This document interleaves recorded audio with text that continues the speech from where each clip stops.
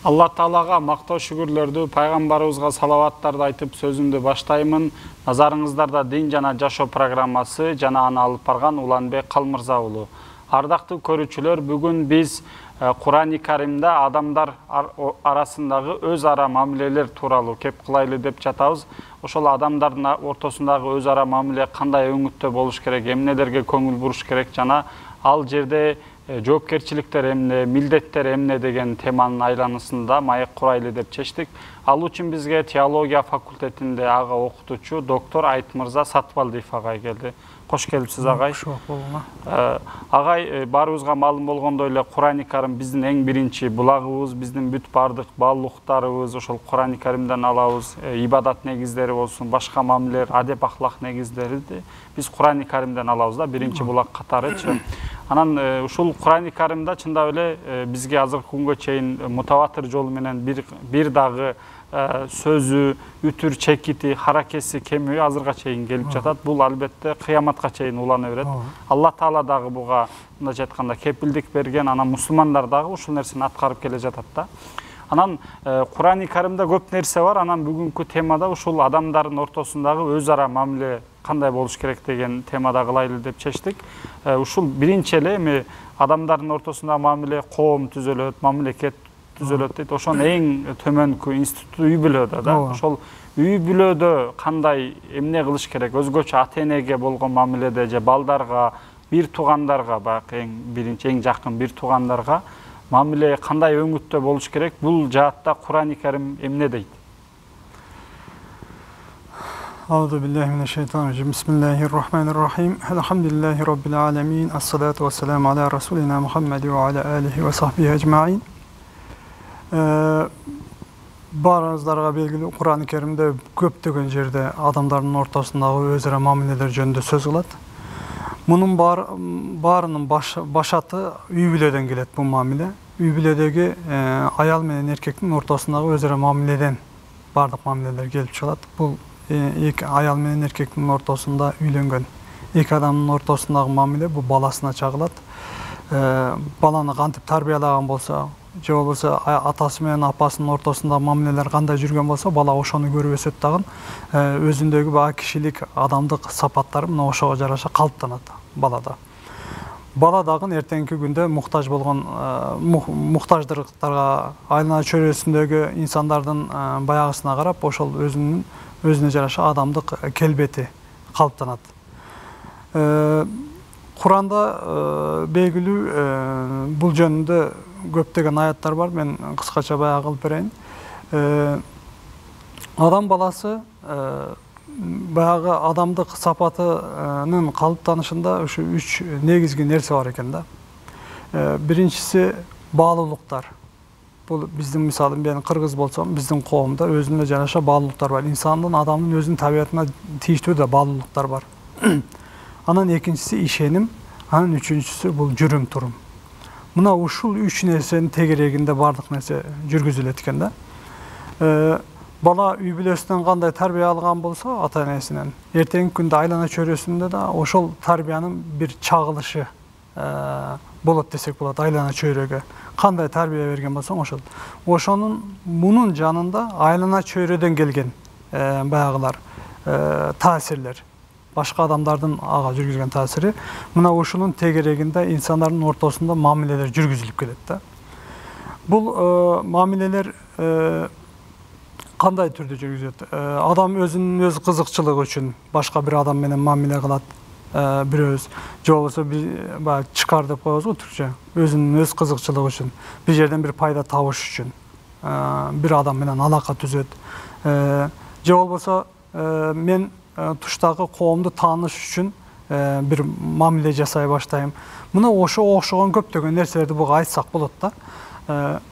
Адам дагы мына ошого жараша өзүнүн баягы мамилесин жүргүзөт. Бул мамилелер оң жана терс түрдө жүргүзүлүшү мүмкүн. Мына ошол нерсеге баягы жолго түшүп калбаш үчүн Алла Таала Кур'ан-ы Каримде инсандарга, момундарга деп айтам, инсандарга өз ара мамилелерди эмнелерге көңүл буруусу керектиги жөнүндө көптөгөн аяттарында токтолуп өтөт. Мындайча айтканда баяндайт. Эми Bizde Mumtahine Suresi'nin 8. ayetinde Allah Teala mınday deydi. Allah sizler menen dini temada soğuşpagandar, sizlerge soğuş açpagandar, же болбосо силерди ата мекениңерден сүрүп чыкпагандар жана чыкпагандар менен алар менен дайыма адилеттүү мамиле жасагыла деп Мумтахана сүрөсүнүн 8 аятында Алла Таала айтып өтөт. Бул деген нерсе бизге ушуну көрсөтөт. Бул ишеним боюнча баягы көбүнчө билесиздер тарыхта, кыссаларда дагы окуйбуз. Пайгамбарыбыздын доорунда да бул нерселер болуп келген. Ишенимден улам башка бир коомду жок кылууга аракеттенген. Bir dini işenimden olan. Же болбосо мындайча айтсак, ахли китап, же путпарастар мусулмандарды жок кылганга аракет кылган. Мына бул дагы инсандардын ортосундагы мамилелерден созулат. Эгер ушундай жок кылуу, бири-бирине тескери келбеген эки коом дини ишенимде болсо, тескери иштерди үгүттөбөгөн болсо, ушундай иштерди жүргүзгөн болсо, алар менен дайыма мусулмандарга же болбосо инсандардын ортосуна дайыма адилеттүү мамиле кылгыла бири-бириңер менен. Бири-бириңердин артыңарды мындайча айтканда гыйбат кылып, бири-бириңерди чукурга түшүрбөгөнгө аракет кылгыла деген, ушул мамилелердиңерди түздөгүлө деген максатта мааниде баян кылган Кур'ан-ы Керимде азыркы аятта айтып өтүлгөндөй. Демек биз инсаний мамилелерде bir gana özümüzdün işenimizdeki koomdu emес, başka işenimdeki koomdor menен de birgelikte жашоодо daima adilеттүүлүктү, теңдикти сактообуз керек. Бул мамиледе кандай жүргүзүлөт? Ар бир адамдын өзүнө жараша характери бар. Өзүнө жараша жеке көз кызыкчылыктары бар. Мына ошолорду жүргүзүп атканда туштагы адамды түшүнө билүү керек. Же болбосо өзүңдөгү кемчиликти да байкай билишиң керек да. Адам дайыма башка бирөөдөн баягы кемчилик эмес, биринчи өзүнүн кемчилик издегени туура деп ойлойм. Кур'ан-ы Керимде да бизге буну айтат. Дайыма өзүбүздөн ишенишибиз керек. Башка бирөөдүн кемчилигин жабуу эмес, же кемчилигин табуу эмес. Биз биринчи ката болуп аткан болсо, эрген мамилелердин ортосунда кандайдыр бир катачылык болуп аткан болсо, кемчилик. Анда биринчи Аллага ишенген, анын жөнөткөн каламына, Куранына моюн сунган, таазим кылган, ага ишенип, ахирет жашоосун дайыма жүрөгүндө ташыган бир инсан муну дайыма биринчи кемчиликти өзүнөн издөөгө тийиш дагы, муну жасоого мажбур деп ойлоймун.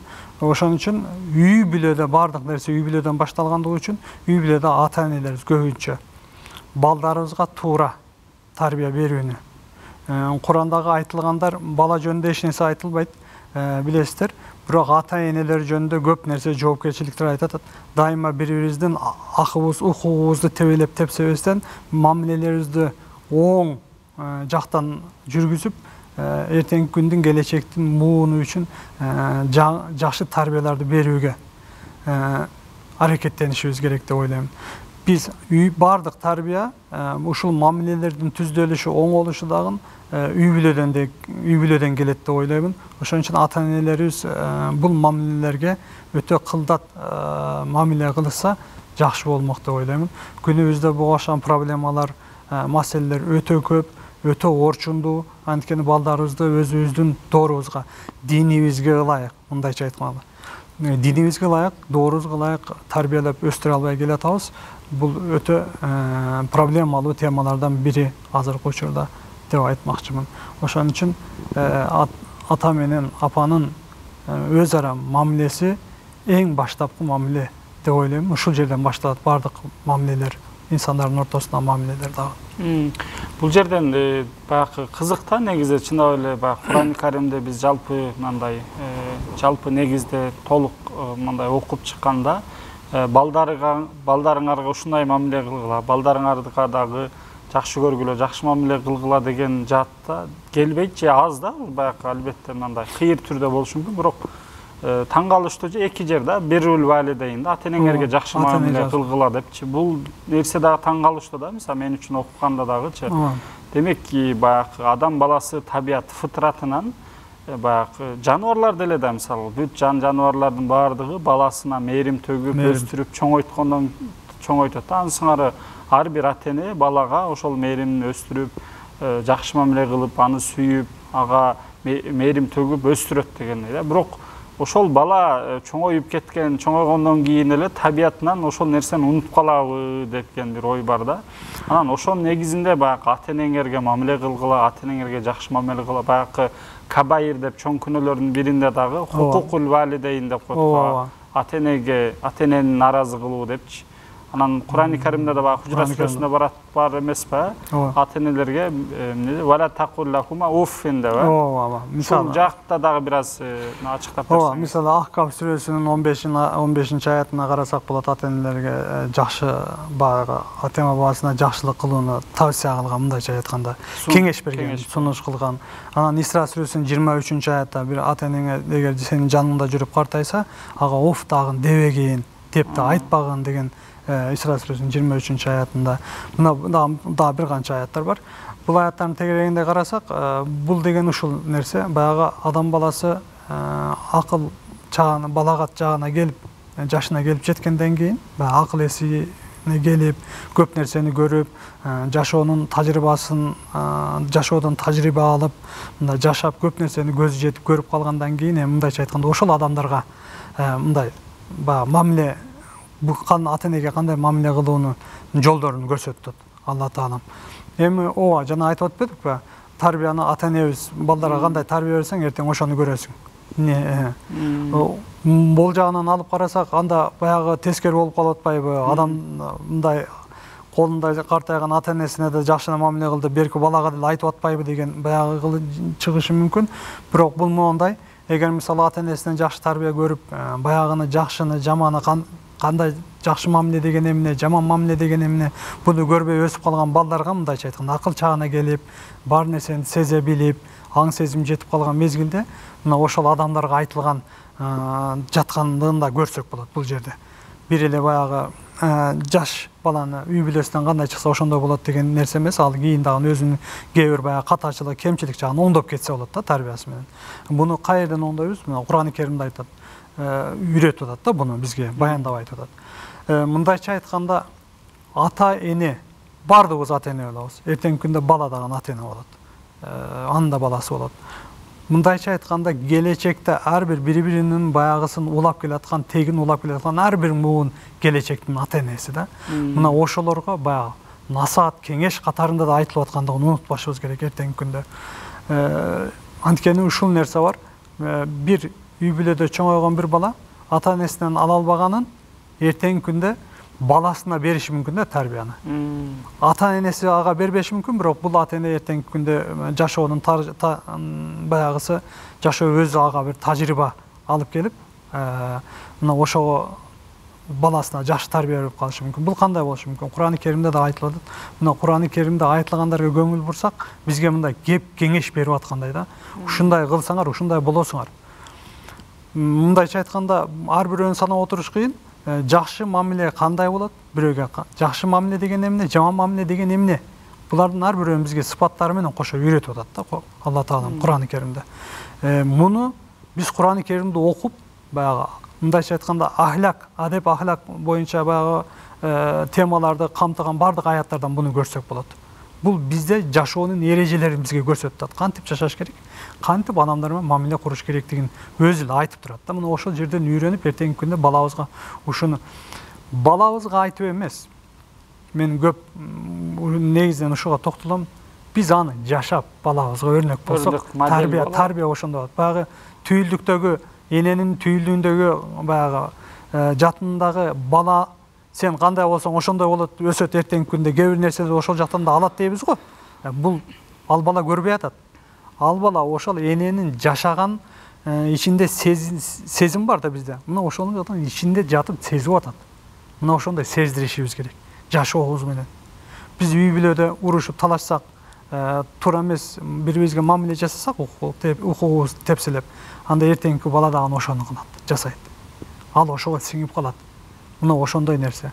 Ошон үчүн Кур'ан-ы Каримдеги ушул баягы жашоо, адеп ахлакка тийиштүү жашоо образын чагылдырган аяттарды окуп, буну түшүнүп, ошону жашообузда иш жүзүнө аткарсак, бир эле үй бүлөдө эмес, жалпы колу коңшу, коңшуларыбыз, айлана чөйрөбүздөгү инсандар менен ушул мамилелерди ошол жерде жасашыбыз керек, ушундай мамилелерди аткарышыбыз керек. Иш жүзүнө аткарсак, ашырсак, мына ошондо гана биз Кур'ан-ы Керимде айтылгандарды орундаткан болобуз деп ойлойм да. Немеси дагы аябай таң калыштуу дагы, мисалы ошол Кур'ан-ы Керимде айтат атпайбы, ата-энеңерге жакшы мамиле кыла. Пайгамбардын сүннөтүндө дагы, хадистеринде бир туугандарыңар менен жакшы мамиле кылгыла деп, сылай рахим же өзүңөрдүн бир туугандарың деп. Анан бул жерде дагы бир таң калыштуусу, албетте биз укуктук жактан араганда, мисалы ата-энеге нафака деп баягы жеп ичкен кийим кечесин бересиң да, кандайдыр бир деңгээлде укуктук жактан милдеттүүсүң ал нерселергечи. Бирок мамиле жактан дагы бул мамлекет же башка бир институт аларга мисалы жакшы мамиле кылбасаң же жакшы бир ымалада болбосоң, сени мындай жазалай албайт да, бул дүйнөдө сен ушундай кыл депчи. Буну дагы Алла Таала бизге адамдардын абийирине, адамдын бир мындай виждан деп коет го, ошонусуна таштап койгону дагы бир кызык да. Демек биз акылыбызды иштетип, өзүбүздүн мындай абийирдик ички туюм сезимдери бар да, өзүбүздүн ушулар менен дагы буларга жакшы мамиледе болуп, көңүлүн көтөрүп, бир мындайча айтканда, бул дүйнөдө алар менен мындай бейпилдикте жашоону, анан акыретте дагы бунун натыйжасы болорун айтат да. Агай, эми кийинки этапка өтсөк, биз эми үй бүлөнү айтып өттүк, анан Кур'ан-ы Керимде да бар эмеспи, иннамал муъминуна ихва депчи. Чындыгында албетте мусулмандар бир тууган депчи. Биз эми жөнөкөй боордош, кандаш бир туугандарды айттык мындай айткандачы. Ал эми бул эмне деп түшүнсөк болот? Ал кээ бир жерлерде айтылат, мисалы диндик бир тууганың кандаш бир тууганыңдан алдын болуп кетет деген дагы сөздөр бар дегендейчи. Аларга бул мусулмандар бир тууган деген эмне деп түшүнүшүбүз керек? Эми мындай да, Азирети Адам менен Азирети Хавадан таралган баардык эле инсандар өзү бири менен бир тууган. Диндик жагынан да бир тууган. Ошол эле мурдагы ата-бабаларыбыз дагы исламга ишенбесе дагы мурдагы исламга дейлиби, эмне дейлиби, экөөнү айырсак да болбойт, өзү ислам динине ишенип эле келген бир Кудайга. Баардык туугандык ошол жактан башталат, өзү баардык инсандардын ортосунда. Эми албетте Кур'ан-ы Керимде момун мусулмандар бир тууган деп айтылат. Момун мусулмандар бир тууган деп айтылган ал жерде баягы ыйман жагынан. Биз бир Аллага ишенебиз, акыйда жагынан бир тууганбыз. Ишеним жагынан бир тууганбыз. Бул жерде айтылган ошол. Эмне үчүн өзүңдүн тууганыңан дагы анын туугандыгы артык деп айтылат? Себеби башка момун мусулмандар, мен кыргызмын, бирөөбүз арабпыз, бирөөбүз башка баягыдабыз, өзбек, тажик же болбосо башка улуттанбыз мисалы. Европадан да бир мусулман болгон, исламды кабыл аткан менин бир тууганым. Бул ошол ыйман жагынан келтирген ыйман, акыйда дейбизби, ишеним дейбизби, мына ошол жагынан бир туугандык жөнүндө сөз болуп атат. Бул эмне үчүн алды айрат? Мен эч бир тааныбаган адам менин бир тууганым болуп эсептелип атат. Кан бир тууган, мен бирге өскөн, бир үй бүлөдө чоңойгон бир тууганым. Эмне үчүн артып келип атат? Себеби ал ыйман жагынан бир тууган болгон инсандар Алла Тааланын, бир Алла Таалага ишенип, Алла Тааланын айткан тыюуларын жана баягыларын, буйруктарын аткарган, орундаткан инсандар булар. Таква дейбиз го. Мына ошо таквалык өзгөчөлүгүнө ээ болгонубузда биз инсандар. Ошондо баягы кандык туугандан дагы ашып өтөбүз, туугандык жагынан бири-бирибизге. Мындайча айтканда, Куранды жашаган инсандар, кайсы гана улуттан болбосун, исламды кабыл кылган, момун, ыйман келтирген адамдардын баардыгы туугандык жагынан эң абройлуу Алла Тааланын Кур'ан-ы Керимде да айтылат. Менин көз алдымда силердин эң жогорку даражада болгонуңар, булар таква инсандарыңар. Таква болгонуңар деп айтылат да Кур'ан-ы Керимде. Демек, мына ошол сапатка, касиетке ээ инсандар, мына бир туугандык жагынан бири-бирине өтө баягындай тыгыз байланышы бар инсандар. Пайгамбарыбыздын мезгилинде буга бир өрнөк, ушу мухажир, ансар өрнөгүн берсек болот да, алардын бир тууганын билесиз. Жалпыбыз билебиз, Маккадан Мадинага көчкөндө мухажирлер Меккеден келгендерди, анан ансарлар Мадинада жашаган инсандар, кандай баягындай достук ошол жердеги баягылар, аларды кандай тосуп алуулары, өзүнүн мындайча айтканда тууганына жасабаган мамилени мухажирлерге жасаш. кандай гана башына түшүк келбесин, дайыма тең бөлүш. Мына ошол мухажир ансар мамилеси, туугандыгы, достугу дайыма бизге бир өрнөк болуш керек деп ойлоймун да. Эгер bir Мәккалык мухажирге эгерде башына бир оор кыйынчылык мезгил келсе, дайыма калкан болуп алдына тосуп чыккан, калкан болуп тосуп чыккан бир ансар өрнөк болуш керек да. Бизде туугандык ошондой болуш керек. Туугандык дегенде баягындай биз баягы элдин ортосунда баягындай туугандык өзү негизи ооба ошондой болуш керек. Диндеги туугандык да, ыймандагы туугандык да ошондой болуш керек. Андан ашып өтүш керек, кем калбаш керек деп ойлоймун да. Мындай кандаш туугандык ортосунда. Мына ошол нерселердин бардыгы, өзгөчөлүктөрдүн бардыгы ошол ыйманда дейбизби, мусулмандардын бир тууган делишинин себеби ошол жерде. Мына эле таң калышта ошол ислам тарыхын карай турган болсок, ошо ансар мухажир эң өрнөк туугандыктары бүт үйүн берип, бир баягы бизде айтат го, бир сындырым нанында бөлүшүп, нанды тең бөлүшүп жеген мезгил. И анан Куранда дагы алар жөнүндө Алла Таала мактайт. Радиаллаху анху, Алла Таала алардан разы болду депчи. Бул жаатта дагы демек биз азыркы учурда мусулман дүйнөсү дагы баягы бизде улут же мазхабтарга бөлүнүп алып, же ар кандай агымдарга бөлүнүп алып, бирибиз менен согушпай, бирибиз менен мындай чыр чатакта албай, бир ошол ансар мухажирдин абалында ар бир улут, сиз да жогоруда айттыңыз, эч бир улут Кудай Тааланын даражасында бир жогору эмес да, таквалыкта депчи. Демек бизге өрнөк азыркы жаатта аябай керек экен, бир туугандык. Мусулмандын каны мусулманга арам дениет го. Мына ушул туугандыктын белгиси да. Бул жактан биз чындап эле ошол Кураныбызды окуп, үлгү алышыбыз керек. Куран Керимде ошол аяттардан алышыбыз. Эми көп аяттар баягы жашообузда көп баягындай керектебегенибиз үчүнбү, көмүскөдө калып кетет да, унутулуп калат да. Азыр эле бир Мумтахина сүрөсүнүн 8-аятында айтмадымбы? Гайры мусулмандар дагы, мусулман эместердин дагы эгер сенин баягы сенин ичиңде жашап атып, сенин баалуулуктарыңа, ишенимдериңе сый урмат көрсөтүп, сенин баягы мыйзамдарыңа ылайык, четтен ашпастан, ишенимге урмат сый көрсөтүп, адилеттүү жашаса, аларга дагы ошондой мамиле кылгыла деп, эч ким айтпайт муну. Гайры мусулмандар менен мусулман ортосунда кандай болуш керек мамилелер, ал жөнүндө да суроо келиши мүмкүн. Мен азыртан айтып коюп атам. Ал жөнүндө дагы кеңири кесип сүйлөшөбүз. Аллахын пайгамбарыбыздын доорунан өрнөктөр көп. Курани Каримде методунда айтылат эмеспи? Негизи эле Курани Карим бизге адамзатка жиберилген. Анан мусулмандар дагы окуйбуз да, ошого ишенгендердичи. Анан Курани Каримдин услубунда, методунда я юхаллазина аману, эй иман келтиргендер деп айтылат. Я юханнас, эй адамдар деп айтылат. Я жаихал кафирин, я ахлал китаб депчи. Бул жерде дагы бул ошол Курани Каримдин бир эле ишенгендерге эмес, ишенбегендерге дагы бир мына айтканда кабары, месседж деп коет, айткан нерсеси бар экен да. Бул жаатта эмнелерди айтсак болот? Бизге баягы пайгамбарыбыздын жашоосу өзү өрнөк болуш керек. Пайгамбарыбыз кандай мамиле жасаган ошолорго. Баягы бир окуя түшүндүрүлөт го, баягы ооруп калган яхуди, юдай, еврейдин жөөттүн дейли. Жөөттү барып зыярат кылышынын себебин өзү өрнөк алсак болот. Мен кыскача айтып атам окуя жөнүндө, ал кеңири айтылыш керек. Ошол ооруп калган жөөттү зыярат кылышы пайгамбарыбыз. Демек бир гайры муслимге канчалык жамандык кылса дагы өзүнүн жакшы өрнөгү менен мамилесин үзбөй атат. Чөйрөсүндөгү.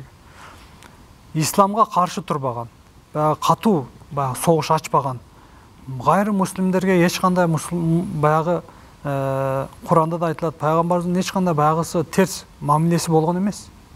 Дайыма оң мамиле жасап келген. Куран Керимде көптөгөн аяттарда айтылат. Эгер бир Мумтахина сүрөсүнөн өрнөк бердим жана, бул ошондо дагы көптөгөн аят бар. Эгер сенин эч кандай баалуулуктарыңа, диний ишенимдериңе болсун, сенин жаныңа бир шек келтире турган, баягыдан узак, сенин баалуулуктарыңа, ишенимдериңе урмат сый көрсөтүп, сени менен жакшы мамиле курган гайры мусулмандар менен жакшы мамиледе жашагыла деген Manide көптөгөн аяттар бар. Hadisteri var Peygamberimizin. Peygamberimizin жашоосу өзү ошо менен толо. Мына ушуларды өрнөк кылсак болот. Демек биз азыркы учурда баягы гайрымуслим десе эле тескери бурулуу эмес. Ал сага жакшы мамиледе калса, бул гайрымуслимде тескери бурулуу деген нерсе жок. Анткени бүгүнкү азыркы учурда мондай талап бар. Мамлекеттик саясий жактан мамиле кылабыз. Мажбурбуз. Жеке инсан катары менин коңшум болуп жашап атса, мен мамиле кылбаймынбы? Коңшу катары жакшы мамиле кылышым. Мен өрнөк болушум керек бир мусулман катары.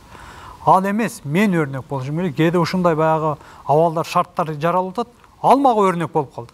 Мен ага өрнөк болушум керек. Баягы пайгамбарыбыздын артынан гыйбат кылган, баягы эмне дейли? Паска уруп дейбиз го. Не деп коебуз? Төмөнгө. Ошондо мамилелер жасагандар баардыгы өзгөчөлүктөр, ушак кылуу, ушуга окшогон нерсенин баардыгы Куранда капырлар тарабына. Ошол сапаттар ошолорго жактырылат да. Ошолорду ушундай сапаттарга ээ деп айтылат.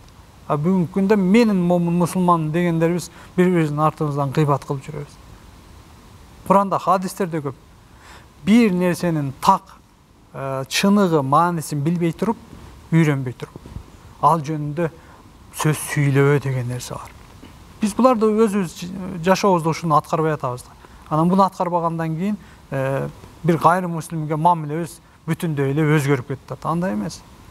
Эгер менин баалуулуктарыма, менин мыйзамдарыма, жашоо образыма ылайык урматтап жашаса, гайрымуслим менен да жакшы мамиле жасоо мага өгүттөлгөн.